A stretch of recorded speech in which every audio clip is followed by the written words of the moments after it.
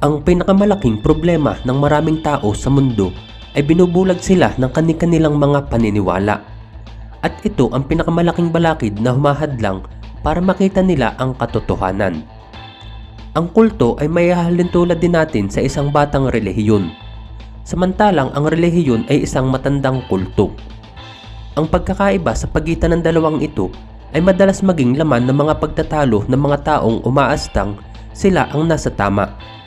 Hindi nga ba't nakakawalang respeto kung sasabihin mong kulto ang isang grupo sa tuwing hindi naaayon sa iyong pinapaniwalaan ang kanilang mga ginagawa? Halika't magbalik tanaw tayo sa kwento ng bayang pinamumugaran ng iba't ibang mga paniniwala na dulot ng mga dayuhang sumakop sa kanilang mga kaisipan. Naglipana sa mga kabayanan at kanayunan, nagsisikap bumihag sa mga pusong madaling malinlang. Humihingi ng pagkilala at nangangaral ng tungkol sa kaligtasan. Ngunit nagmimistulang mga hangal sa pananaw ng mga nasa itaas sa pag-aakalang sila lang ang nakakaalam ng tama sa mali. Gayong sila man ay minsan na rin nagmula sa pagiging hangal sa pananaw ng mas nauna pa rin sa kanila. Isa nga bang malaking kahibangan? Ang kwento ng mga kwento ng iba't ibang grupo o sekta na nagsulputan sa bayang Malaya.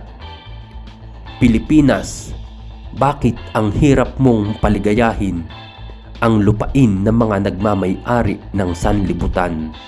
Pero kung bago ka pa lang sa ating channel, pakipindot na din po ng like, subscribe at bell notification button para palagi kang updated kapag may mga bago tayong kwentong kagaya nito. Ang mga kasaysayan ukol sa pagsamba at matandang paniniwala ay totoong laganap na sa lahat ng panig ng mundo sa simula pa lang ng panahon, na sa ating palagay ay wala namang masama lalo na kung ipapahayag lang natin ang ating mga paniniwala. Subalit bakit ata tila kakaiba ang pananaw ng iba nating mga kababayan ukol sa usaping ito?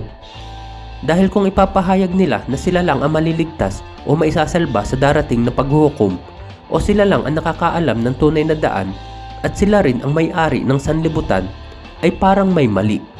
Gayong kakaiba ang paraan nila sa pagpapahayag ng pananampalataya. Pwede nating ipagpalagay na kasalanan ito ng mga dayuhan na silang may dala ng relihiyon dito sa ating bansa.